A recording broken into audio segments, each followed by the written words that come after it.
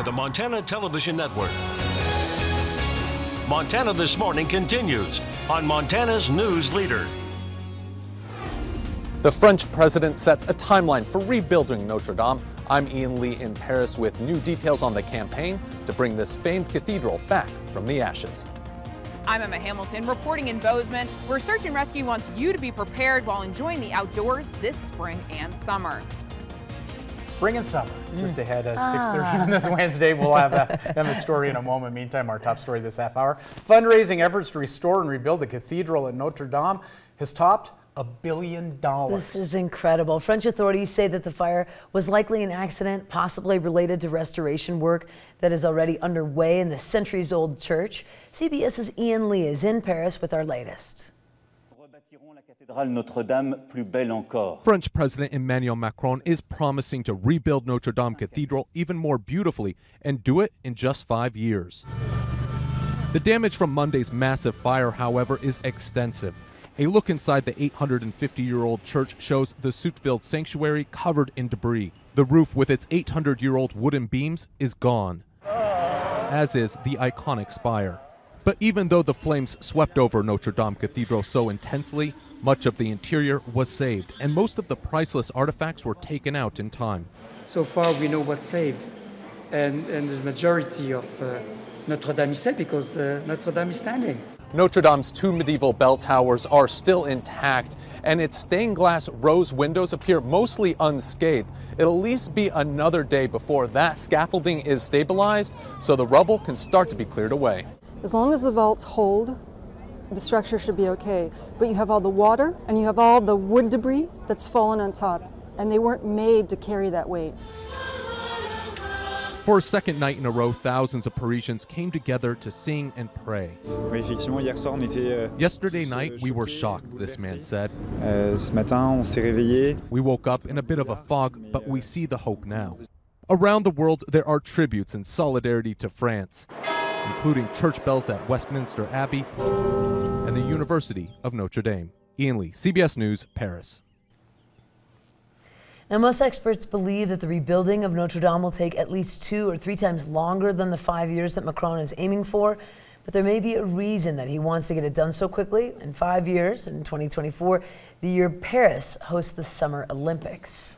A little deadline there. One of the donors to help reach that $1 billion, Notre Dame University. Oh, yeah. They pitched in $100,000 to do that. So I think that's really cool. Yeah, that's cool. their namesake, of course. I love when people also light up the skyscrapers with the flag. That's great. It could have been far worse, I think, is the answer Certainly. that we're learning out of all of that right now. So. Yeah.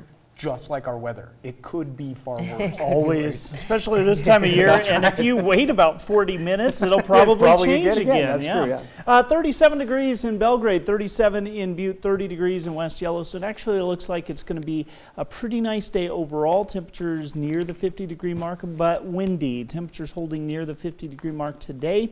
We'll start to see these temperatures climb late this week. We'll take a look at your complete forecast, of course, coming up in just a couple minutes.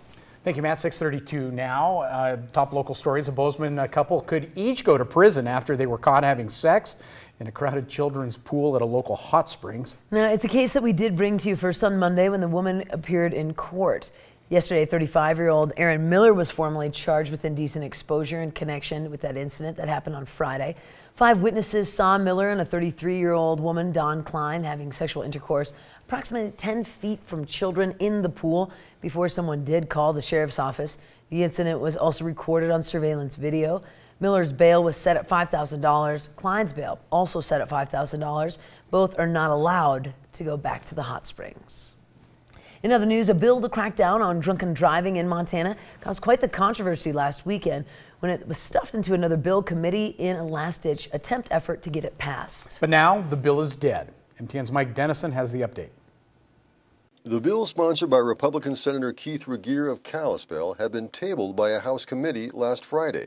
But it briefly came back to life last Saturday as a Senate committee voted without a hearing to insert most of the DUI bill's contents into a different bill in hopes that bill could pass. But Regier told MTN News Tuesday that he decided to pull the measure in the wake of objections over the Saturday process. That means the proposal is dead for this legislature. The original bill had been developed by the Office of Republican Attorney General Tim Fox. Senate Bill 65 included a number of important DUI reform provisions that were designed to address the fact that Montana, unfortunately, is a state that leads the nation in the number of DUI deaths and DUI-related deaths and DUIs in general per capita.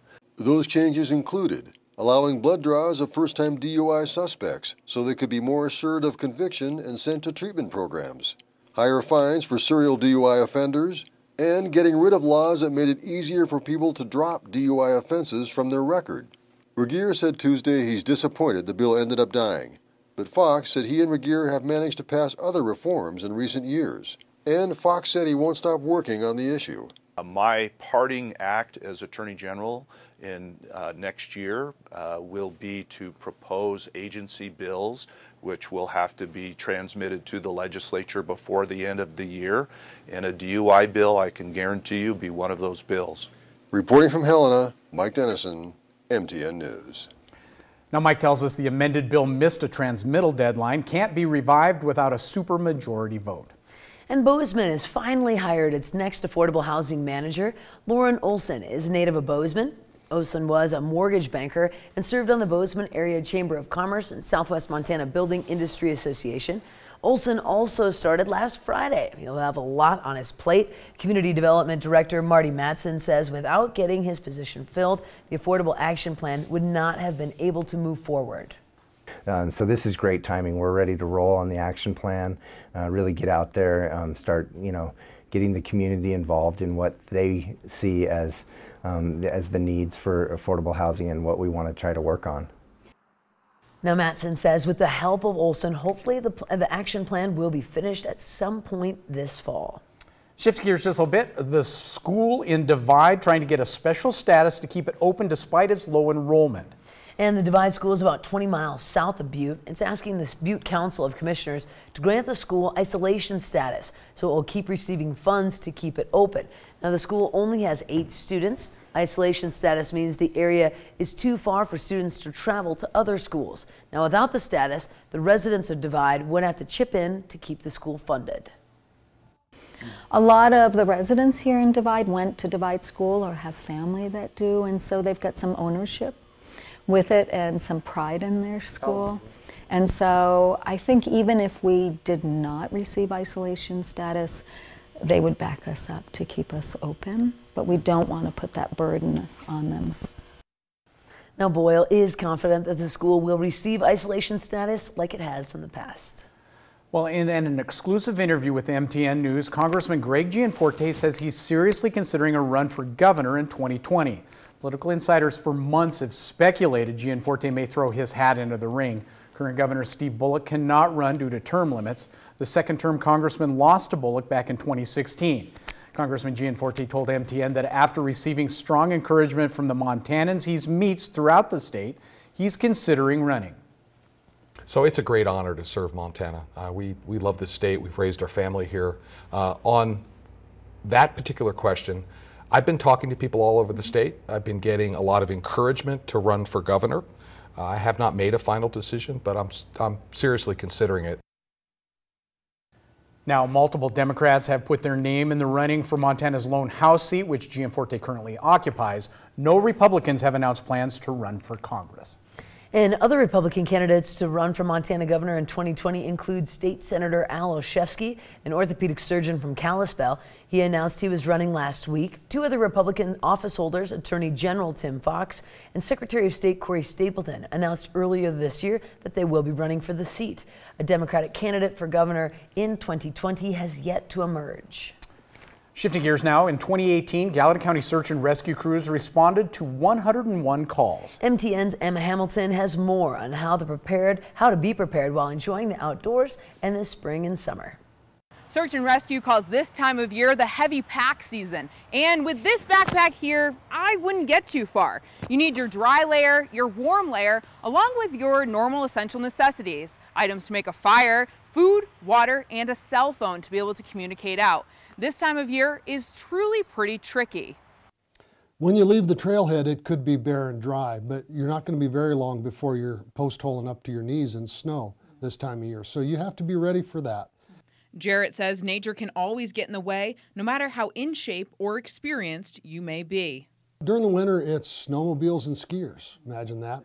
During the summer, it's water and hikers.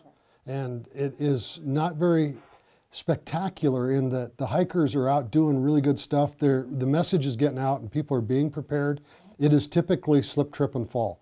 And if you blow out your knee or break an ankle and you're in town, you can kind of hobble over to urgent care and get it taken care of. But when you're at 11,000 feet and 10 miles back, sometimes you need a little hand, and we're glad to come get you.